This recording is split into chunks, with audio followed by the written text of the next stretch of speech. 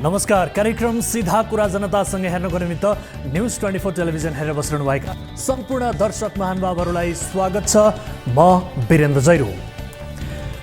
संघीय संसदको सुविधा सम्बन्धी ऐनले भन्छ मन्त्री परिषद गठन गर्न समर्थन गर्ने दल बाहेक 10% वा सोभन्दा बढी सदस्य भएको दलमध्ये बढी सदस्य भएको दलको नेता नै विपक्षी दलको नेता हो। अर्थात् अहिले प्रधानमन्त्रीलाई मन्त्री परिषद गठन गर्न समर्थन गर्नेमा नेपाली काङ्ग्रेस पनि एक हो। सरकारलाई समर्थन गरिसकेपछि अब काङ्ग्रेस विपक्षी दल रहेन।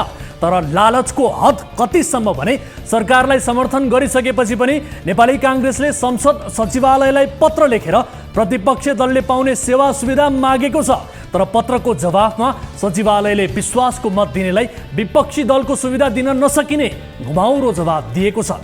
राजनीतिलाई धेरैले फोहोरी खेल भन्ने गर्छन्, तर यो फोहोरी खेल मात्रै रहेन, यो त घटिया र लालची खेल पनि देखियो। दर्शकबिन, विपक्षी दलको नेता हुने इच्छा हुनेले विपक्षी दलका नेता सम्बन्धी कानुन त कम्तीमा पढ्नु पर्थ्यो नि। काङ्ग्रेस त यसै पनि धेरै पढे लेखेका डाक्टरहरूको पार्टी हो। सभापति शेरबहादुर देउवाको घरमै एकजना डाक्टर हुनुहुन्छ। कोही जापानतिरबाट सम्मान पाउनेछन्, कसैलाई युरोपको देशले पुरस्कार दिएका छन्, कोही हार्वर्ड विश्वविद्यालय पढ्नेहरू पनि छन्। डाक्टरले भरिएको काङ्ग्रेसमा विपक्षी दल हुन के गर्नु हुँदैन भन्ने थाहा पाउने चाहिँ कोही पनि रहेनछन्।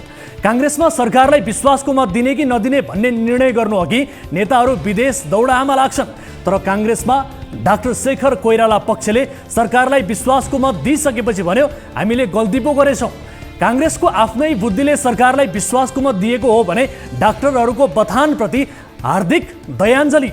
अरूको बुद्धिमा लागेर यसो गरेको हो भने बुझ्नुपर्छ नेपाली जनताका दुःखका दिन अझै 100 वर्षसम्म सकिनेवाला छैन।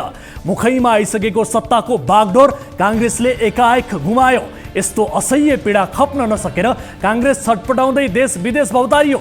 सत्ता गुमाउँदाको चोटले रन्थनिएका बेला कसैलाई सरकारमा खुसी पार्नु, उसको चाकडी गर्नु, नचाहिएको पनि मत दिनु, नबोलाएका पाहुना चाहिँ ढोकामा पुगेर बाहिर बस्नु, सत्ता पक्षले लाभको कुनै टुक्रा फालिदिए भने त्यही टुक्रा टिपेर आफ्नो घर फर्किनु र त्यसैमा रमाउनु भनिदियो कि? यदि यस्तो हुँदैन थियो भने काङ्ग्रेसले विश्वासको मत दिँदैन थियो अनि विपक्षी दलको नेताको हैसियतले शेरबहादुर देउवाले नमागेरै पनि पाउनुपर्ने सुविधा पाउँथे। अस्तिसम्म प्रधानमन्त्रीको हैसियतमा अनेक थरी सुविधा पाएर बसेका देउवालाई अहिले विपक्षी दलको नेताले पाउने सुविधा पनि नसिब नहुँदा काङ्ग्रेसमा घर झगडा पक्कै भयो होला। त्यसैको प्रभावले हुन सक्छ काङ्ग्रेसले लाजै पचाएर विपक्षी दलकै नेताले पाउने बराबर भए पनि सुविधा चाहिँ दिइयोस् भन्दै पत्र नै लेख्यो। तर कानुनले त काङ्ग्रेसलाई विपक्षी दलको नेता मान्दैन। अब निर्णय सभामुखको हातमा छ। विपक्षमा 10% सांसद भएका दलहरू अहिले न जनमोर्चा हो न नेमकिपा हो। अब यी दुई दलमध्ये कुनै एकलाई सभामुखले विपक्षी दलको मान्यता दिनुपर्ने हुन्छ। अस्तिसम्म काबिल, निष्पक्ष, तटस्थ भूमिका निर्वाह गर्न सक्ने भनेर सत्ता पक्षका नेताहरूले देवराज घिमिरेको वर्णन गरेका थिए। अब हेर्नु छ आफ्नै देश र आफ्नै नेता मनमोहनलाई धोका दिने देवराजले नेमकिपालाई धोका दिन्छन् कि न्याय? विपक्षी दलको नेताको मान्यता पाऊँ भनेर काङ्ग्रेसले राखेको मागभित्र केही कस्ता सुविधा लुकेका हुन्छन् त? यसबारे अब भन्दैछु।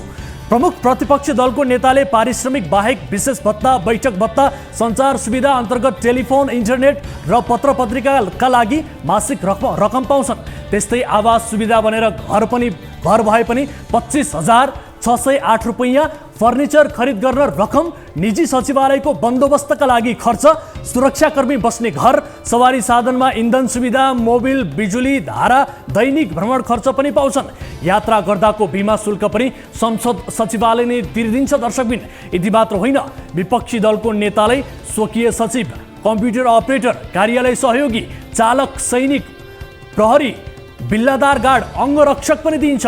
यी बाहेकका अरू पनि केही फुटकर सुविधा विपक्षी दलका नेताले पाउँछन्। अब काङ्ग्रेसले यो सुविधा पाएन भने काङ्ग्रेसलाई विश्वासको मत दिन जसले अर्थी बुद्धि दियो उसैसँग यस्तो सुविधा माग्नुपर्ने देखियो। होइन भने अब 5 वर्ष पर्खेर अर्को चुनावपछि समयमै बुद्धि पुर्याएर सरकारलाई विश्वासको मत नदिई प्रतिपक्षी दलको कुर्सी सुरक्षित गर्नुपर्ने देखियो कि कसो? काङ्ग्रेस सभापतिज्यू, आउनु सुरु गरौँ जनताको चासो, गुनासो र प्रश्नसहितको विशेष कार्यक्रम सीधा कुरा जनतासँग।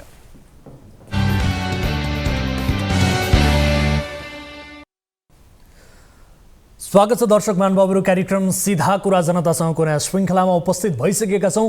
विविध विषयहरूसहित कार्यक्रममा उपस्थित छौँ। न्युज 24 टेलिभिजनबाट प्रत्यक्ष रूपमा प्रसारित भइरहेका छौँ र आजको कार्यक्रममा नेपाल T20 लिगमा फिक्सिङ प्रकरण बारेको एक विशेष फलोअप रिपोर्ट प्रस्तुत गर्दैछौँ। फिक्सिङको कनेक्सन कहाँदेखि कहाँसम्म रहेछ त्यो पनि देखाउँदैछौँ र यस्तै काठमाडौँको बानेश्वरमा इलाम घर भएका एक युवाले आत्मदाहको प्रयास गरेका छन्। यो गम्भीर विषय पनि आजको कार्यक्रममा समावेश गर्दैछौँ र यस घटनाका जानकारसँग हामी प्रत्यक्ष रूपमा संवाद पनि गर्दैछौँ र यस्तै बाजुरामा भूकम्पमा परि एक महिलाको मृत्यु भएको छ। भूकम्पले गरेको थप क्षतिबारेको अपडेट पनि आजको कार्यक्रममा गराउँदैछौँ र यस्तै फरार सांसद लक्ष्मी महतो बारेको फलोअप रिपोर्ट पनि छ। एक मेन पावर कम्पनीले पीडित युवाहरूमाथि प्रहरी लगाएर कुटपिट गरेको विषय पनि आजको कार्यक्रममा समावेश छ। आजको कार्यक्रम विशेष छ दर्शक महानुभावहरू, हेर्न नछुटाउनुहोला र कार्यक्रमको सुरुवात गरिहालौँ ताली र गालीबाट। यसअघि हामीले सोधेको प्रश्न थियो, उपप्रधानमन्त्री नारायण काजी श्रेष्ठले 15 दिनभित्र उपत्यकाभित्रका सडकका खाल्डा पूर्ण पुस 19 मा निर्देशन दिएका थिए, तर 15 दिनमा खाल्डा पुरिएन। त्यो निर्देशनलाई अव्यावहारिक र बेतुकको भन्न मिल्छ? मिल्छ भन्नेले तालीमा र मिल्दैन भन्नेले गालीमा भोट गर्नुपर्ने थियो।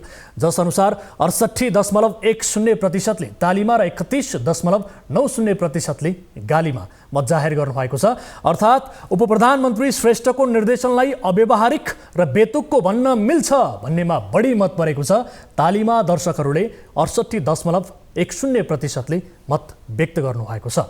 अब ताली र गालीका लागि आजको प्रश्न यस प्रकार छ।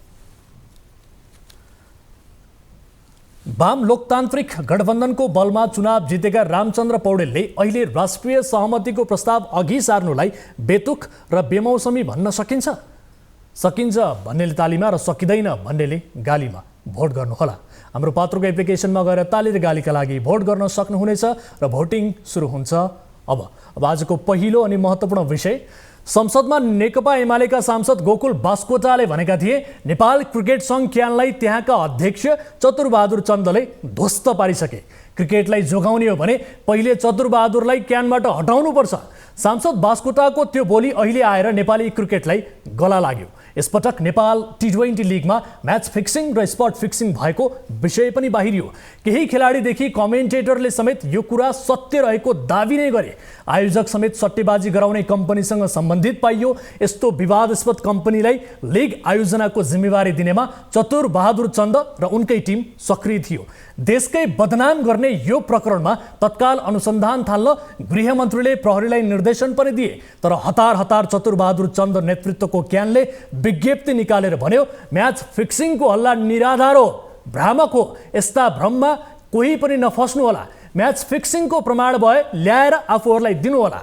अनुसन्धान प्रहरीले गर्ने तय भइसकेको थियो, तर क्यानले भन्यो प्रमाण चाहिँ हामीलाई दिनु। म्याच फिक्सिङ नभएको भनेर पहिले नै फैसला गर्ने क्यानका अधिकारी समेत अब यो प्रकरणमा मुछ्नेवाला छन्। प्रहरीको अनुसन्धान हुनु अघि नै म्याच फिक्सिङ भएको छैन भनेर क्यानले आखिर कसलाई जोगाउन खोजेको थियो त? यो प्रकरणमा 4 व्यक्ति पक्राउ परिसकेपछि शङ्काको सुई अब क्यानका पदाधिकारीतिर पनि तेर्सिएको छ। हेरौँ यो विशेष फलोअप रिपोर्ट। पुस 9 देखि 27 सम्म चलेको नेपाल T20 लिगमा भएको स्पट फिक्सिङमा खेलाडी मात्र होइन 4 जना फ्रेन्चाइज टिमका व्यवस्थापकको समेत संलग्नता रहेको पाइएको छ। नेपाल प्रहरीको केन्द्रीय अनुसन्धान ब्युरो CIB का अनुसार फिक्सिङमा खेलाडी र टिम व्यवस्थापन सहित जम्मा 10 जनाको संलग्नता देखिएको छ। CIB ले हालसम्म फिक्सिङमा 4 जना नेपाली र 6 जना विदेशीको संलग्नता रहेको तथ्य फेला पारेको छ। 4 जना नेपालीमा 1 जना खेलाडी, 1 जना अन्य र 2 जना व्यवस्थापक छन्। त्यस्तै 6 जना विदेशीमा 4 जना व्यवस्थापक व्यक्ति छन्। 1 जना विदेशी खेलाडी र 1 जना अन्य व्यक्ति फिक्सिङमा संलग्न रहेको प्रमाण CIB ले फेला पारेको छ। अर्थात् फिक्सिङमा 1 नेपाली र 1 विदेशी गरी 2 जना मात्रै खेलाडी संलग्न छन् भने 8 जना व्यवस्थापन तथा अन्य मानिसहरू संलग्न रहेको दाबी प्रहरीको छ। Kathmandu knights, Biratnagar super kings, Janakpur royals र फार वेस्ट युनाइटेड फ्रेन्चाइज टिमका व्यवस्थापक संलग्न रहेको CIB ले जनाएको छ। CIB को टोलीले फिक्सिङमा संलग्न रहेको आशंकामा महबुब आलम र मोहम्मद आदिल आलमलाई पक्राउ गरिसकेको छ।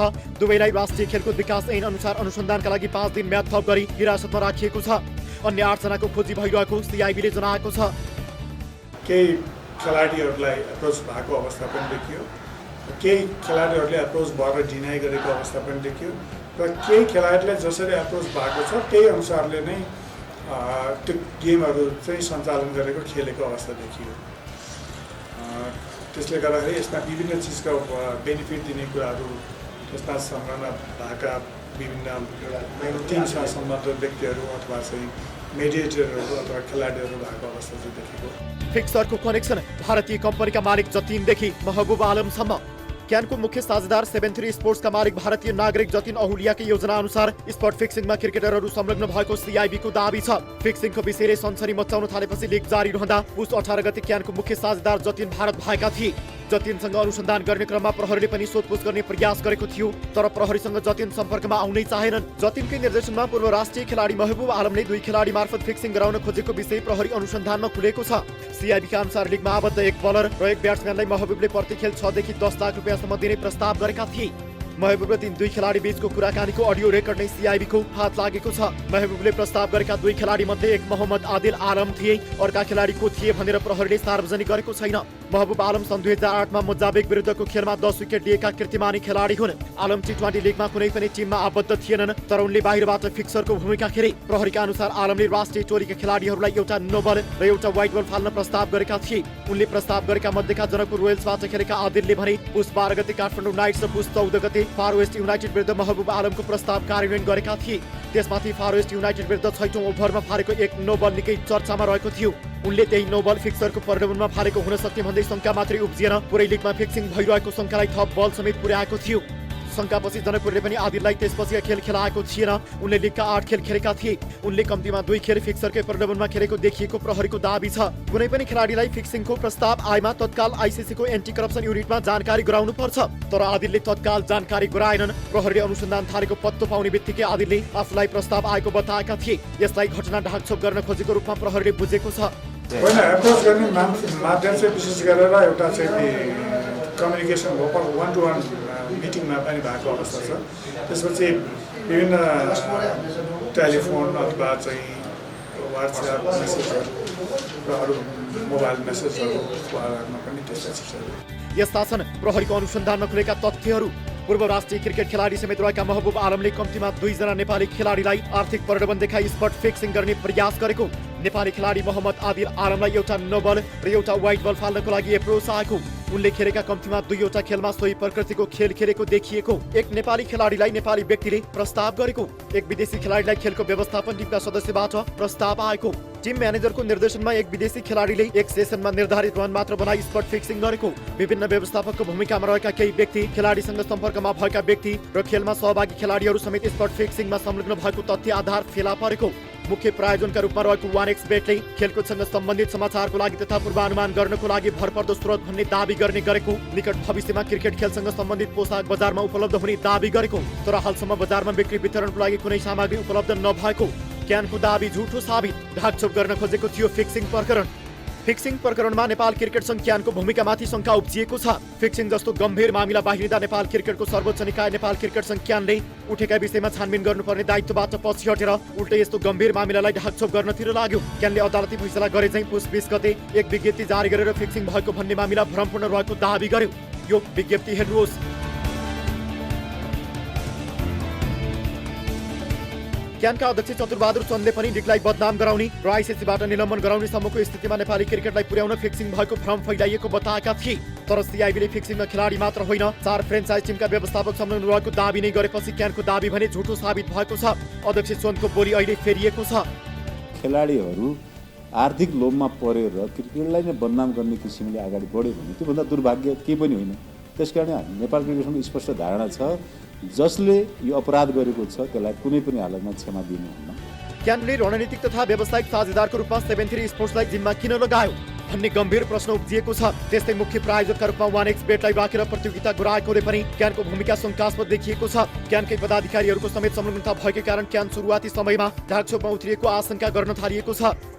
स्पट फिक्सिङमा परेकाहरू विरुद्ध कस्तो मुद्दा लाग्छ?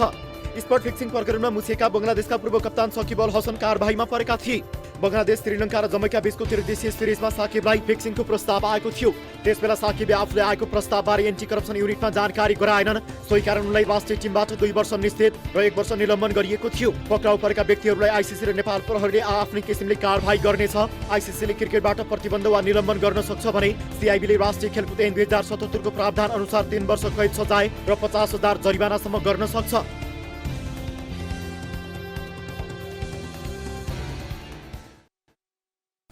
दर्शक महानुभावहरू यो प्रकरणलाई हामीले सुरुवाती दिनदेखि फलोअप गरिरहेका छौँ र अन्ततः जसरी शङ्का गरिएको थियो, अनुमान गरिएको थियो, विभिन्न संशयहरू पैदा भएको थियो, सोही अनुसार सिआइबीको अनुसन्धानले पनि स्पट फिक्सिङ भएको T20 लिगमा भन्ने किसिमको केही तथ्यहरू प्रस्तुत गरेको छ, आफ्नो अनुसन्धानलाई सोही अनुसार अगाडि बढाएको छ र केही खेलाडीहरू पक्राउ परेका छन् र सँगसँगै क्यान पनि अब यो अनुसन्धानको दायरामा तानिने सङ्केत मिलेको छ। किनभने पछिल्ला घटनाक्रमहरूमा क्यानले जसरी यो प्रकरणलाई ढाकछोप गर्न खोजेको थियो, बचाउ गर्न खोजेको थियो, अहिले भने ठिक बोली फेरिरहेको अवस्था छ। सो विषय हामीले रिपोर्टमा पनि प्रस्तुत गऱ्यौँ।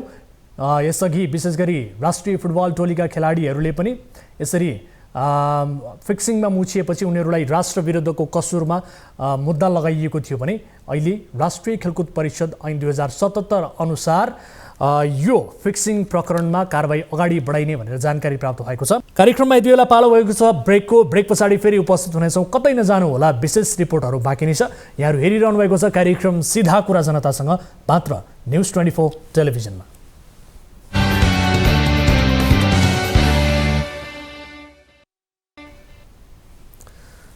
ब्रेकपछि स्वागत छ दर्शकहरू कार्यक्रम सिधा कुरा जनतासँगमा। अब अर्को विषय, हत्या अभियोगमा थुनामा परेर छुटेका फेरि थुनामै राख्न आदेश भएका एक सांसद पक्राउ पर्ने सम्भावना थियो। उनी काठमाडौँमै थिए। सांसदको शपथ लिने र प्रधानमन्त्रीलाई विश्वासको मत दिने दिन पनि उनी संसद भवन प्रवेश गरे। फरार अभियुक्त संसद भवन प्रवेश गरेको तर पक्राउ नपरेको विषयमा प्रश्न उठेको भोलिपल्टै गृहमन्त्रीले भने फरार सांसद लक्ष्मी महतो कोइरीलाई पक्राउ गर्न निर्देशन दिइसकेको छु।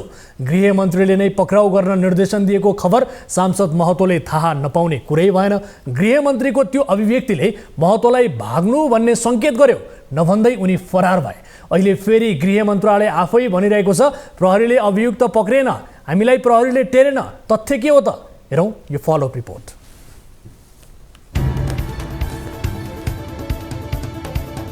सशस्त्र प्रहरीका असही थमनबीको हत्यामा मुछिएका सांसद लक्ष्मी महतो कोइरी पुस 26 मा प्रधानमन्त्रीलाई विश्वासको मत दिन संसद पुगे। पुस 27 मा गृहमन्त्रीले सार्वजनिक रूपमै सांसद कोइरीलाई पक्राउ गर्न निर्देशन दिइसकेको खुलासा गरे। गृहमन्त्रीको त्यस्तो खुलासाले कानुनको नजरमा फरार सांसदलाई व्यवहारिक रूपमै फरार हुन् भन्ने सङ्केत मिल्यो। गृहमन्त्रीले नै पक्राउ गर्न निर्देशन दिइसकेको सूचना पाएपछि कोइरी सम्पर्कविहीन भए। कोइरी सम्पर्कविहीन भएको निश्चित भइसकेपछि गृह मन्त्रालयले माघ 6 गते विज्ञप्ति निकाल्दै भन्यो गृहमन्त्री ज्यूबाट प्रहरीलाई पटक पटक मौखिक निर्देशन भएकोमा हालसम्म महत्त्व पक्राउ नपरेको प्रति मन्त्रालयको गम्भीर ध्यानाकर्षण भएको छ। गृहले सांसद कोइरीलाई पक्राउ गर्न प्रहरीले अक्षर गरेको आशय झल्किने गरी जारी गरेको यो विज्ञप्ति हेर्नुहोस्। कुनै आरोपीलाई नियन्त्रणमा लिनुपर्दा त्यस्ता संदिग्धलाई प्रहरीले पक्राउको पूर्व सूचना दिने गर्दैन। नियन्त्रणमा लिनुपर्ने व्यक्ति रहेको स्थानको रेकी गर्ने, गोप्य रूपमा पुग्ने र नियन्त्रणमा लिने विधि प्रहरीको हुन्छ। तर सांसद महतोको केसमा गृहमन्त्रीले सूचना चुहाइदिँदा उनी फरार भए। उहाँ चाहिँ चुकेको देख्छु म। यहाँ किन चुकेको देख्छु भने तपाईँको गृहमन्त्री भनेको तपाईँको एज ए होल जति पनि आन्तरिक सुरक्षा जिम्मा लिएको मान्छे हो कि उहाँ संसदमा बसिराख्नुहुन्छ। उहाँको अगाडि एक दुई तीन चोटि भोटिङ हुन्छ होइन, उहाँले देख्नुहुन्न भनेपछि त उहाँको पनि त जिम्मेवारी छ र उहाँले पनि जुन पोलिटिकल खेल छ नि त्यो खेलमा उहाँ पनि सामेल हुनुहुन्छ। र प्रहरी जुन बदनाम भइरहेछ तपाईँको राजनीतिक वृत्तले मात्रै होइन कि, किनकि त ठुलो पार्टीको व्यक्ति हो नि त लक्ष्मी कोइरीजी, मानिजी ठुलो पार्टीको के भन्छ मान्य हुनुहुन्छ। उहाँ पार्टीको आफ्नो उद्देश्य होला, तर जिम्मेवारी त गृहमन्त्रीको छैन भन्नुहोस् त। त्यसले गर्दा के छ भनेपछि तपाईँको गृहमन्त्रीको लोभले या तपाईँ राजनीतिक लोभले अनि सबभन्दा बढी कसले भोगिरहेछ भने चाहिँ नेपाल प्रहरीले भोगिरहेछ। 77 साल मङ्सिर 19 मा उच्च अदालत जनकपुरले सांसद महतोलाई समेत थुनामै राखेर मुद्दा पूर्वपक्ष गर्न आदेश जारी गरेको थियो। त्यसयता महतो पक्राउ परेनन्, उल्टै उनी राजनीतिमा बढी सक्रिय भए। वारेस मार्फत प्रतिनिधि सभा सदस्यका रूपमा आफ्नो उम्मेदवारी दर्ता गराए र महोत्तरी 1बाट विजय पनि भए। यसबीच सत्तारूढ राजनैतिक दलका सांसद भएका कारण कोइरी पक्राउ नपरेका हुन् कि गृहमन्त्रीले संसदमा आउँदा पनि कोइरीलाई नदेखेर पक्राउ नगरेका हुन् भन्दै नेपाली कांग्रेसका सांसदहरूले प्रश्न गरेका थिए। सांसदहरूको प्रश्नको जवाफमा अमूर्त जवाफ दिँदै आएका गृहमन्त्री रवि लामिछानेले मंगलबार संसदमा पनि केही घुमाउरो जवाफ दिए। उनले फरार सांसदको प्रसङ्ग समेत जोडेर बन्द क्रसर उद्योग, अधिकार कर्मीको आन्दोलन आदि विषयमा परिणाम आउने गरी गृह मन्त्रालयले काम गरिरहेको जवाफ दिएका छन्। गृह प्रशासनले अब गर्न लागेको प्रणालीलाई विश्वास गर्नुपर्नेछ। सबै हाम्रा मान्छेहरू हुन्, राज्यका मान्छेहरू हुन् र ती राज्यका मान्छेहरूबाट प्रणाली सुधारेर सिस्टमलाई काम गर्न दिने कुरामा तपाईँ हामी प्रतिबद्ध मात्र हुन सक्यौँ भने पनि आधा काम सकिनेछ र आम नागरिकले महसुस गर्नेछन्। चाहे ती क्रसरको विषयमा होस्, चाहे फरार सांसदका विषयमा हुन्, चाहे आन्दोलनरत अधिकार कर्मीका कुराहरूमा हुन्, गृह मन्त्रालय अत्यन्त संवेदनशील भएर ती सबै विषयहरूमा काम गरिरहेको छ। लामिछानेले गृह मन्त्रालयमा प्रणालीगत सुधारको काम भइरहेको र विगतमा राज्यका संयन्त्र बिगारिएका कारण सुधारका लागि केही समय लाग्ने बताएका छन्। फरार सांसद कोइरी पुस 7 मा पनि सांसदका रूपमा शपथ दिन संसद भवन प्रवेश गरेका थिए। असली विकको हत्यामा 28 व्यक्ति मुछिएका छन्। तीमध्ये केही थुनामा छन् भने केहीलाई अदालतले साधारण तारिकमा छाडेको छ। सांसद महतोलाई चाहिँ जिल्ला अदालत महोत्तरीले 1 लाख धरोकीमा छाडेको थियो। जिल्ला अदालत महोत्तरीले पवन कापड, सञ्जय शाह, प्रदीप शाह लगायतलाई पूर्वपक्षका लागि कारागार पठाएको थियो। अभिराम शर्मा, रामशंकर मिश्र, सुरेश पाण्डे, लक्ष्मी महतो लगायत जिल्लामा मुद्दा विचाराधीन भएकी अवस्थामा राजनीतिमा सक्रिय भए। यही बीच अभिराम शर्मा मध्य प्रदेशको अघिल्लो कार्यकालमा सांसद तथा सामाजिक विकास राज्य मन्त्री बने। रामशंकर मिश्र जलेश्वर नगरपालिकाको मेयर बने। सुरेश पाण्डे राष्ट्रिय जनता पार्टी नेपालको महासचिव भए। कैलाश कुमार यादव पनि मध्य प्रदेशका सांसद बने। दर्शक महानुभावहरू, फरार सांसद केहीले भारततिर गएको भन्ने किसिमको आशंका गरेका छन् भने केहीले प्रहरीकै वरिपरि संरक्षणमा रहेर बसेको भन्ने किसिमका शङ्काहरू पनि गरेका छन्। यद्यपि यो विषयलाई लिएर अहिले गृह मन्त्रालय र सरकारमाथि नै ठुलो एउटा प्रश्न पनि खडा भएको छ र प्रहरी सङ्गठनमाथि पनि एउटा ठुलो प्रश्न चिन्ह खडा भएको छ। यस विषयलाई हामीले फलोअप गऱ्यौँ। अब अर्को विषयतर्फ यहाँहरूको ध्यानाकर्षण गराउन चाहन्छु। बाजुराको हिमाली गाउँपालिका भिक्षामा केन्द्रबिन्दु बनाएर गएको भूकम्पमा परेर एक महिलाको मृत्यु भएको छ। जिल्लाको गौमूल गाउँपालिका वडा नम्बर 2 की जमुना रोकायाको जङ्गलमा घाँस काटिरहेको अवस्थामा माथिबाट ढुङ्गा खस्दा मृत्यु भएको प्रहरीले जनाएको छ। त्यस्तै भूकम्पमा परि गौमूल गाउँपालिका वडा नम्बर 1 का रामदल बोहरा घाइते भएका छन्। जङ्गलमा भेडा चराउन गएका बेला माथिबाट भिर फुटेर पहिरो जाँदा करिब 50 भेडा मरेको र गोठालो गएका बोहरा घाइते भएको प्रहरीले जनाएको छ। अहिले उनको स्थानीय स्वास्थ्य संस्थामा उपचार भइरहेको छ। मङ्गलबार दिउँसो 2:43 हिमाली गाउँपालिका र हुम्लाको ताजाकोट गाउँपालिकाको सीमा क्षेत्रमा पर्ने महिला केन्द्रबिन्दु बनाएर 5.9 म्याग्निच्युडको भूकम्प गएको थियो। भूकम्पले बडीमालिका नगरपालिका र हिमाली गाउँपालिकामा गरेर अहिलेसम्म 6वटा घर भत्काएको प्रारम्भिक विवरण प्राप्त भएको छ भने विस्तृत विवरण सङ्कलनको काम भइरहेको प्रहरीले जनाएको छ। यो आजको ताजा दृश्य हो र यस विषयमा थप जानकारी लिन्छौँ। यति बेला हामीसँग टेलिफोन सम्पर्कमा जोडिनु भएको छ बाजुराका प्रमुख जिल्ला अधिकारी पुष्कर खड्का। सिडिओ साहब, यहाँलाई स्वागत छ कार्यक्रम सिधा कुरा जनतासँगमा। धन्यवाद हजुर। अब बाजुरामा भूकम्पमा परि एक महिलाको मृत्यु र एकजना घाइते भएको खबर प्राप्त भयो। यसबाहेक थप क्षतिको विवरण के छ, अपडेट गराइदिनुहोस् न सबैभन्दा पहिले। अब भूकम्पबाट एकजना महिलाको मृत्यु भएको भन्ने स्थानीयबाट जानकारी प्राप्त हुन आएको र हजुर त्यहाँ चाहिँ त्यो जानकारी प्राप्त हुनासाथ हामीले गौमूल इलाका प्रहरी कार्यालयबाट प्रहरी टोली त्यहाँ पठाइसकेको र त्यसलाई थप मद्दतका लागि जिल्ला प्रहरी कार्यालय बाजुराबाट र सशस्त्र प्रहरी बाजुराबाट हामीले थप टोली पनि खटाएका छौँ र उहाँहरूलाई सहयोगको लागि नेपाली सेनाको टोली पनि खटाएका छौँ र यसरी एकजना मृत्यु भएको भन्ने स्थानीयबाट जानकारी प्राप्त हुनासाथ हामीले त्यो टोली त्यहाँ पठाएर टोली पुगिसकेको र त्यो घटनाको विषयमा अध्ययन गरिरहेको छ र अहिले यो भूकम्पबाट 3जना घाइते भएका छन्। एकजना सरिता नेपाली भन्ने त्यो हुम्ला घर भयो कि दिदीको घरमा आएको अवस्थामा त्यो भएको। अर्को चाहिँ बढी मालिका 2 यो घाँगर बस्ने वर्ष 45 की चन्द्रा महतको बायाखोटामा भूकम्प आएर घरबाट बाहिर निस्किँदा माथिको छानाबाट सिलेट खस्दा बायाखोटामा चोट लागि अहिले बाजुरा जिल्ला अस्पतालमा उपचारको क्रममा रहेको छ। अब यसबाहेक भनौँ न एक हिसाबले बढी मालिका नगरपालिका र हिमाली गाउँपालिकामा चाहिँ भूकम्पले बढी क्षति गरेको भन्ने किसिमको अनुमान छ होइन? तपाईँले बताएअनुसार प्रहरीले त्यहाँ गएर रेस्क्यु गरिरहेको र थप विवरण सङ्कलन गर्दैछ पनि भन्नुभयो। क्षति बढी नै भएको अनुमान हो कि अथवा के हो? प्राप्त विवरण अनुसार हजुर पूर्ण रूपमा भौतिक क्षति, पूर्ण रूपमा घर क्षति भएको 13वटा, आंशिक 35वटा र सामान्य 4वटा गरी 52वटा क्षतिको विवरण प्राप्त भएको छ। यो क्षतिको विवरण बढ्न सक्ने अनुमान छ कि अथवा के छ?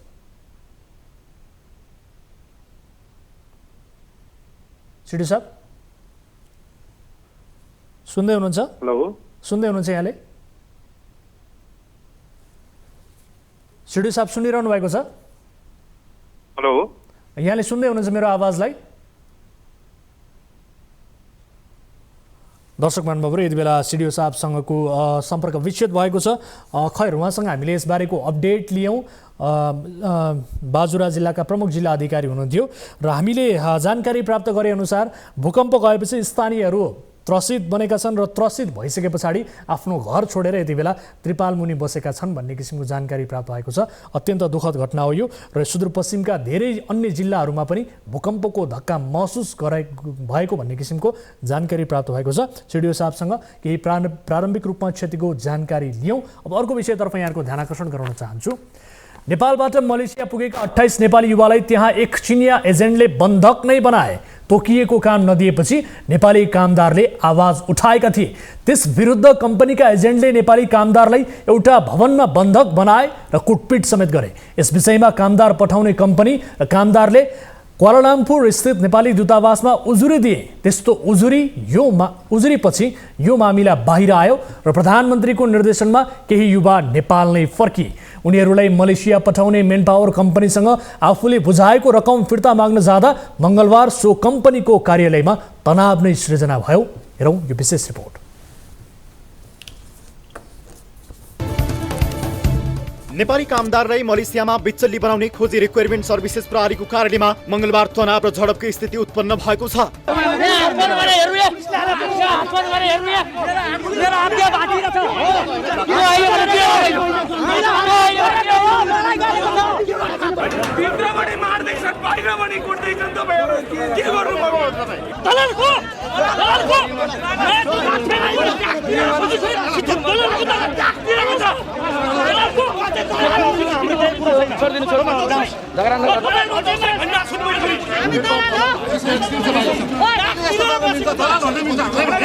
खोजीबाट गएका युवा मलेसियामा अलपत्र र बन्धक बनाइएपछि नेपाल फर्काइएका 19 युवा मङ्गलबार आफ्नो रकम फिर्ता माग्न कम्पनी पुगेका थिए। खोजीका सञ्चालक मोहम्मद जुनैदले प्रति कामदार न्यूनतम 3 लाख रुपियाँ असुलेर नेपाली युवालाई मलेसिया पठाएको पीडितहरूको भनाइ छ। नेपालको कानुनभन्दा माथि यो मोह मात्र रहेछ क्या, कानुनभन्दा माथि रहेछ यो। यसले किनेको रहेछ सारा संसार सब मिलेको। गुन्डा माथि पालेर नि मुनि परेर ठाडो हेरेर बने। यो लफडा नगर सम्बन्धित ठाउँमा विभाग पनि छ। हामीले पीडितलाई हान्ने सर, हामी नै 20 दिनसम्म सर मलेसियामा भोकभोकै बस्नुपर्ने, हामीलाई नि हामीले भोकभोकै बस्नुपर्ने, हामीले समस्या छ नि। समस्या छ नि हामीलाई। प्रशासन यहीँ हुनुहुन्छ, हामीलाई अहिले भर्खरै हानेको हो। मान्छे यहीँ छ, किन निक्लिँदैन मान्छे? हामी न्याय माग्न आएको, हामीसँग सबै प्रुफ छ। हामीले कति दुःख पाइयो, कति पीडा पाइयो। सोमबार साँझ पनि पीडितहरू खोजीको कार्यालय पुगेका थिए, तर कम्पनीका पदाधिकारीले उनीहरूलाई उल्टो धम्की दिएर फर्काएका थिए। त्यसपछि मङ्गलबार आफ्ना सहयोगी र प्रहरी लिएर पुगेका पीडितहरूलाई कम्पनीमा पुगेपछि झडपकै स्थिति बन्यो। त्यो गुन्डाले चाहिँ हामीलाई लात्ताले हान्यो। लात्ताले हानेपछि हामीले प्रहरीसँग एकपल्ट माग के राखेका थियौँ भने सबैभन्दा पहिला हामीलाई लात्ता हान्ने गुन्डालाई पक्राउ गरियोस् भनेर हामी माग राखेको। तर प्रहरीले भित्र हुँदाहुँदै पनि आलटाल गरिराख्यो। त्यसपछि तपाईँहरू 5 जना हिँड्नुहोस्, तल गएर वार्ता गरौँ भनेर हामी तल वार्ता गरेर ल्याइयो। तर वार्ता गरेर ल्याउँदा बित्तिकै छतबाट ती उहाँहरू देख्न सक्नुहुन्छ, उहाँहरूले हामीलाई सिधै तँलाई मैले चिनेको छु, तँलाई मैले बाटोमा देख्छु, तँलाई मैले कुट्छु मार्छु र धम्की दिनुभयो। प्रहरीले कम्पनीको पक्ष लिएर व्यवहार गरेको पीडितहरूले बताएका छन्। पीडितहरूका लागि आवाज उठाउन विप्लव खड्का, सोम शर्मा, हेम थापा, अर्जुन राज पौडेल लगायतका अभियन्ताहरू पनि पुगेका थिए। अभियन्ताहरूले समेत पीडितहरूलाई न्याय दिलाउने गरी प्रहरीले काम नगरेको गुनासो गरेका छन्। धेरै कष्ट दियो, धेरै यातना दियो, हामी फर्केर आयौँ। अहिले आएर हामी न्यायको लागि सम्झौता गरौँ भन्दा ऊ हामीलाई भेट्न चाहेन। हामी यहाँ मेन पावरमा आउँदा अहिले भर्खर मुड्कीले हान्यो 4-5 जना मान्छेहरू। अब गुन्डा हो के हो त्यो हामीलाई थाहा छैन। बलवान साथीहरू यहाँ हुनुहुन्छ 4-5 जना। हामी न्यायको कुरा गर्न जाँदाखेरि हामीलाई भित्रैबाट हिर्काएर बाहिर पठाउनु भयो। प्रशासनहरूले अहिलेसम्म यो गुन्डालाई बाहिर निकाल्नु भएन।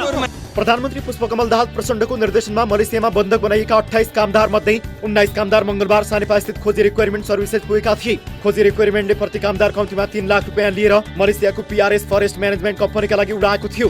तर ती कामदारलाई कम्पनीले तोकिएको काम दिएको सट्टा बन्धक बनाएर कुटपिट समेत गरेको थियो। प्रधानमन्त्रीको निर्देशनपछि केही कामदार नेपाल फर्केका छन्, केही कामदार फर्किने क्रममा रहेको बताइएको छ। दर्शक महानुभावहरू, खोजी रिक्वायरमेन्टका सञ्चालक मोहम्मद जुनेदलाई हामीले टेलिफोन सम्पर्क मार्फत जोड्ने प्रयास गरेका थियौँ, तर उहाँसँग हाम्रो सम्पर्क हुन सकेको छैन। उहाँलाई हामीले मेसेज पनि गऱ्यौँ यस विषयमा कुराकानी गर्नका लागि, उहाँले त्यो मेसेजको पनि रिप्लाई गर्नुभएको छैन। उहाँसँग सम्पर्क स्थापित भएको छैन। दर्शक महानुभावहरू, यद्यपि यो मेन पावर कम्पनीले विदेशमा मान्छे युवाहरूलाई अलपत्र पार्यो र सँगसँगै त्यहाँ बन्धक हुने स्थितिसम्म पुर्यायो। अहिले नेपालमा जब आफूले बुझाएको पैसा र हामीलाई किन यसो गरेको भनेर त्यसको जवाफ लिन जाँदाखेरि प्रहरी लगाएर कुटपिट गरेको अवस्था छ। यो अत्यन्त निन्दनीय छ। यस विषयमा वैदेशिक रोजगार विभाग र श्रम मन्त्रालयको गम्भीर रूपमा ध्यान आकर्षण होस् भन्ने हामी चाहन्छौँ। र यति बेला कोही दर्शक हामीसँग जोडिनु भएको छ, उहाँसँग कुराकानी गरौँ। छोटोमा उहाँको समस्या हामी सुन्नेछौँ। नमस्कार, कहाँबाट को बोल्नुभयो? हजुर सर, म रोल्पाबाट अहिले चाहिँ काठमाडौँबाट छु सर। हजुर, काठमाडौँबाट भन्नुभयो? हजुर। हजुर, यहाँको शुभ नाम? मेरो नाम हेमन्त भर्ती मगर, रोल्पाबाट। ए, रोल्पाबाट भन्नुभयो? हजुर। हजुर, के का लागि तपाईँले हामीलाई सम्पर्क गर्नुभयो? तपाईँको समस्या गुनासो के थियो? के भयो भने सर, साउनको महिनामा हामीले भिजा लगाएको सर यो मलेसियाको लागि। हजुर। भूमिपुत्र मेन पार्कबाट हामी गएका थियौँ। साउनको महिना भिजा लगाएर भदौको महिना हामी लगभग अन्तिम 11 हामी फ्लाइट अनि यहाँबाट गएको है सर। अनि त्यसपछि यहाँबाट गएपछि उता 1 हप्ताभित्र हामीलाई मेडिकल गरेपछि हामीलाई त युरिन ड्रग भनेर देखाइदियो है सर। हामीले जिन्दगीमा कहिले भनेर देखाइदियो है सर। अनि त्यसपछि त्यहाँबाट हामीलाई त के भन्नु थियो, तपाईँहरूको यस्तो भएको छ भनेर उताको गभर्मेन्ट भनेपछि हामीले रिचेकको लागि कल गऱ्यौँ। हामीले रिचेकको लागि कल गर्दाखेरि हामीलाई चाहिँ रिचेक गर्न थिएन सर। रिचेक गर्नु नदिएपछि हामीलाई त्यहाँबाट टिकट काटेर हामीलाई थाहै नदिएर टिकट काटेर हामीलाई नेपाल फर्काइदियो 1 महिनाभित्र है सर। हजुर। त्यसपछि हामी मेन पावरमा आएन, हामी भूमिपुत्र मेन पावरमा आएर हामीले मेन पावरमा गएर सम्झौताका लागि हामीलाई पैसा रिटर्न गर्ने कि अब क्षतिपूर्ति गर्ने कि भने हामीलाई चाहिँ अब अर्को देशतिर पठाउनु हामीले पहल गऱ्यौँ। तर हामीले पहल गर्दाखेरि उनीहरूले चाहिँ के भने अहिले चाहिँ कतारको लागि बन्द छ, हामी वर्ल्ड कप भइरहेछ, अहिले वर्ल्ड कप हुन लाग्छ, वर्ल्ड कप चाहिँ तपाईँलाई चाहिँ हामीले जनवरीको 17, 18, 19 तारिकमा हामी 400 रुपियाँ पठाउँछौँ भन्ने कुरा भएको थियो है सर। अनि त्यसपछि लगाएर हामी आयौँ। अहिले चाहिँ हामी काठमाडौँ आएको छ, हामी मेन पावरमा गयौँ। हामीले सम्झौता गरेको जो पहिले थियो जो गरेको त्यो सम्झौता अनुसार भएन। हामीलाई के गरिरहेको थियो भने अनुसार हामीले त्यो जुन यो QR कोड भनेको अहिले सर कतारबाट पठाउने भनेको त्यो QR कोडमा हामीले क्वेसन अनुसार हामीले चाहिँ के भन्ने कुरा भएको थियो कि हामी उनीहरूले आधा बिहोर्ने भनेर गरेको थियौँ सर। अनि ऊ चाहिँ अहिले के भन्छ हामीले 18,000 तिर्ने भन्दा फेरि पनि पैसा पहिला चाहिँ हामीले 2.5 लाख तिर्यौँ, फेरि पनि 18,000 18,500 तिर्ने भन्दा थियो। अहिले अब तपाईँहरूले कुन देश जानको लागि प्रयास गरिरहनु भएको छ? प्रोसेस? हजुर सर। कुन देशमा जानको लागि प्रोसेस गरिरहनु भएको छ अहिले? कतारको लागि। कतारको लागि, ठिक छ। कुन मेन पावर कम्पनी हो? मेन पावर कम्पनीको नाम भन्नुहोस् त। भूमिपुत्र मेन पावर। अनि तपाईँहरू कतिजना हुनुहुन्छ अहिले? हामी चाहिँ फर्केर आएको 6-7 जना हो सर। हामीलाई चाहिँ अहिले हामी पर्सिताले त 2 जना, पहिलेकाले चाहिँ पैसा लगेर सर कति लगेको थियो हामीलाई थाहा भएन। तर हामी चाहिँ मेडिकल चाहिँ पहिले इङ्ग्लिसको लागि चाहिँ हामीले मेडिकल त्योबाट गराएको थियो, मेरिडेन भन्ने यो त्योबाट गराएको, हेल्थ केयरबाट गराएको थियो, यो अमेरिकन एम्बेसीदेखि अगाडिबाट। हजुर। त्यसबाट गरेको हामीलाई चाहिँ यस्तो नराम्रो चालले त्यो गराएको थियो, हामी फसाइरहेको थियो कि हामी चाहिँ। हस्, ठिक छ। तपाईँहरूको बारेमा हामी थप डिटेल्स बुझ्छौँ र मेन पावर कम्पनीसँग पनि सम्पर्क गर्छौँ। तपाईँहरू काठमाडौँ अब नेपाल आइसक्नु भएको छ, तपाईँका थप तथ्य विवरणहरू हामीलाई पठाउनु होला, अथवा तपाईँ हाम्रो कार्यालय आएर प्रत्यक्ष रूपमा भेटेर यसबारे हामीलाई थप बुझाउन पनि सक्नुहुन्छ। हामी थप अपडेट लिन्छौँ र तपाईँलाई मद्दत गर्ने कोसिस पक्कै पनि गर्नेछौँ। 5 महिना भइसक्यो सर फर्केर आएको। हामी असोज महिना गएको, कार्तिक महिना आएको सर, कार्तिकतिर आएको हामीलाई बसाल रहेछ सर। यत्रो महिना ओल्छ भनेर के भनेर हामीलाई अप्रेल रहेछ, धेरै प्रयास गरेको छ सर। हामीले दिएर त न्याय पाइरहेको छैन सर। हामीले धेरै। हस्, ठिक छ। तपाईँहरूको लागि हामी बोल्नेछौँ। तपाईँहरूको विषयमा के भएको रहेछ यसबारे थप जान्ने बुझ्ने कोसिस हामी पक्कै पनि गर्नेछौँ। अहिलेका लागि छुट्टिन्छौँ। तपाईँले आफ्नो समस्या राख्नुभयो, धेरै धन्यवाद। धन्यवाद सर। दर्शकहरू यस विषयमा हामीले कुराकानी गऱ्यौँ। हाम्रो टोल फ्री नम्बर त्यसै गरी एनसेल र एनटिसी नम्बर रहेको छ। तपाईँले कुनै पनि समस्या पर्नु भएको छ भने जुनसुकै बेला हाम्रो 24 हेल्प डेस्कमा तपाईँले कल गर्न सक्नुहुन्छ। अब अर्को विषयतर्फ यहाँको ध्यान आकर्षणमा यति बेला गराइहाल्छु। फलोअप विषय रहेको छ। जनताको पीर मर्का छाडेर आफ्नो मोटरसाइकल सोरुमको व्यापार बढाउन कैलालीकी मेयर सुशीला शाहीले वडा अध्यक्षहरूकै लागि 4.5 लाख पर्ने मोटरसाइकलहरू खरिद गरेको मामिलाले केही समय अघि तरङ्ग उत्पन्न गरेको थियो। त्यो खरिद आफैमा नियमसँग थिएन। विवादमा मुछिएकी मेयर शाहीले आफ्नो निजी घर निर्माणमा नगरपालिकाको स्रोत साधन दुरुपयोग गरेको मामिला पनि बाहिरियो। आफ्ना कमजोरीहरू सुधार गर्नुको सट्टा नगरपालिका र मेयर ढाकछोप गर्ने, न्युज 24 का स्थानीय टिभी जर्नलिस्टलाई धम्काउने, नियन्त्रणमा लिने जस्ता कर्ममा अग्रसर भए। सो मोटरसाइकल खरिद अहिले आएर सार्वजनिक खरिद ऐन नै मिचेर गरिएको तथ्य फेला परेको छ। कैलालीबाट टिभी जर्नलिस्ट खेम ढुङ्गानाले पठाएको यो फलोअप रिपोर्ट हेरौँ।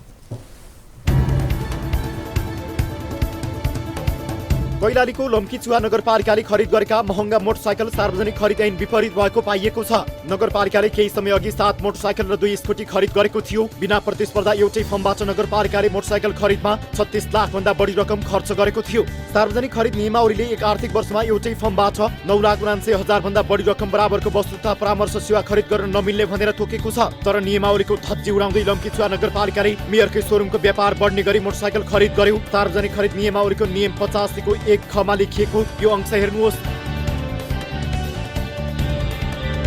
यहाँ भनिएको छ उपनियम 1 र 1 कमा जुनसुकै कुरा लेखिएको भए तापनि एक आर्थिक वर्षमा एकैपटक वा पटक गरी सो उपनियमहरूमा उल्लेखित सीमाभन्दा बढी रकमको एउटै व्यक्ति, फर्म, कम्पनी वा संस्थाबाट सोझै खरिद गर्न सकिने छैन।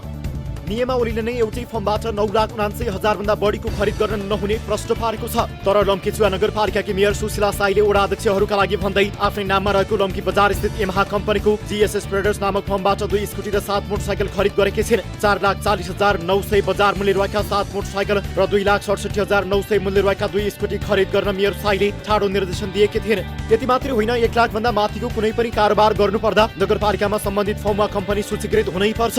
सूचीकृत फर्मबाट मात्रै खरिद गर्न पाइने प्रश्न व्यवस्था हुँदाहुँदै मेयर शाहीको मनमानी खरिद यो मामिलामा पनि चुकेको छ। नियमावलीमा भएको यो नियम हेर्नुहोस्। देखिएको 4 नम्बर नियममा भनिएको छ सार्वजनिक निकायले 1 लाख रुपैयाँ भन्दा बढी रकमको सोझै खरिद गर्दा मौजुदा सूचीमा रहेका कम्तीमा 3वटा आपूर्तिकर्ता, निर्माण व्यवसायी, परामर्शदाता वा सेवा प्रदायकबाट लिखित रूपमा दरबाउ पत्र वा प्रस्ताव माग गरी खरिद गर्नुपर्नेछ। यो नियममा मौजुदा सूची भन्नाले नगरपालिकामा सूचीकृत भएका फर्म बुझ्नु पर्दछ। मेयर शाहीले सूचीकृत नै नभएको आफ्नै फर्मबाट मोटरसाइकल खरिद गर्न दबाब दिएको बुझिएको छ। कोटेसन मार्फत सम्बन्धित संस्थालाई जो सूचीकृत हुन्छ नगरपालिकामा ती सूचीकृत भएका फर्मलाई चाहिँ तपाईँ द रेट के कतिमा दिन सक्नुहुन्छ भनेर द रेट मागिदिन्छ। उनीहरूको द रेट हेरिदिन्छ। त्यो द रेटको आधारमा चाहिँ खरिद गरिन्छ। प्रमुख प्रशासकीय अधिकृत बुढाले नै मेयर शाहीको जीएसएस ट्रेडर्स नगरपालिकामा सूचीकृत नभएको पुष्टि गरेका छन्। तर सूचीकृत नभए पनि आफ्ना फर्मको व्यापार बढाउन शाहीले पटक गरी 36,22,100 बराबरका सवारी साधन खरिद गराएकी छिन्। यसमध्ये 25 लाख रुपैयाँ नगरपालिकाले सोरुमलाई भुक्तानी दिइसकेको छ। यस वर्षका लागि सवारी खरिद तथा मर्मतको बजेट सकिएका कारण रकमान्तर गरेर बाँकी रकम तिर्ने योजनामा नगरपालिका रहेको बुझिएको छ। खरिद विवादमा परेपछि वडा अध्यक्षहरूबाट फिर्ता भएका मोटरसाइकल नै लुकाइएको छ। बिहिबार नगरपालिकामै देखिएका मोटरसाइकल शुक्रबार लुकाइएको थियो। खरिद भइसकेका मोटरसाइकल कहाँ छन् भन्ने प्रश्नको जवाफमा जिन्सी शाखा प्रमुख रमन भण्डारीले समेत आफूलाई थाहा नभएको भन्ने गैर जिम्मेवार जवाफ दिए। जिन्सी शाखाकै प्रमुखलाई जिन्सी सामानको हेक्का नहुने यस्तो विडम्बनापूर्ण शैली पनि लम्कीचुवामा देखिएको छ। मोटरसाइकलबारे निमित्त प्रशासकीय अधिकृत विक्रम चौधरी, सूचना अधिकृत माधव प्रसाद जैसीले समेत जानकारी नभएको भन्ने लज्जाजनक प्रतिक्रिया दिएका छन्। कानुन विपरीत खरिद गरिएका मोटरसाइकलका सम्बन्धमा सूक्ष्म अनुसन्धान भइरहेको अख्तियार दुरुपयोग अनुसन्धान आयोग सुदूरपश्चिम प्रमुख रामबहादुर कुरुवाङले जानकारी दिएका छन्। दर्शक महानुभावहरू, स्थानीय तहमा यो हदको व्यतिथि र विसङ्गति छ, अनियमितता छ। त्यसैले हामी भन्न चाहन्छौँ हरेक स्थानीय तहका नागरिकहरूले आफ्ना जनप्रतिनिधिलाई खरो र दरो रूपमा प्रश्न गर्न जरुरी छ र यस्ता क्रियाकलाप, यस्ता गतिविधि विरुद्ध बोल्न जरुरी छ र यस्ता अनियमितताका प्रसङ्गमा पारदर्शिताको प्रश्न उठाउन जरुरी छ, हिसाब किताब खोज्न जरुरी छ। किनभने तिनै जनप्रतिनिधिलाई आफूले भोट दिएर जिताएको। त्यसकारण हामी हरेक नागरिकलाई यही आह्वान गर्न चाहन्छौँ, आफ्ना स्थानीय जनप्रतिनिधि विरुद्ध खबरदारी गरौँ र ती जनप्रतिनिधिसँग खरो र दरो रूपमा जवाफ लियौँ। यिनै विषयहरू प्रस्तुत गर्दा गर्दै आजलाई कार्यक्रम सीधा कुरा जनतासँगको निर्धारित समय सकिएको छ। कुनै पनि गुनासाहरू छन्, कुनै पनि समस्यामा पर्नु भएको छ र आफ्नो स्थानीय वरपर देखिएका कुनै पनि किसिमका विसङ्गति, भ्रष्टाचार, व्यतिथि उप खबरदारी गर्नुपर्नेछ भने हाम्रो टोल फ्री नम्बर 1660122424, एनसेल नम्बर रहेको छ 9801572424 र एनटिसी रहेको छ 9745615654। हाम्रो 24 हेल्प डेस्क तपाईँको लागि 24 घण्टा खुला रहनेछ। कार्यक्रम सीधा कुरा जनतासँगबाट म वीरेन्द्र जैरू बिदा हुन्छु। नमस्कार।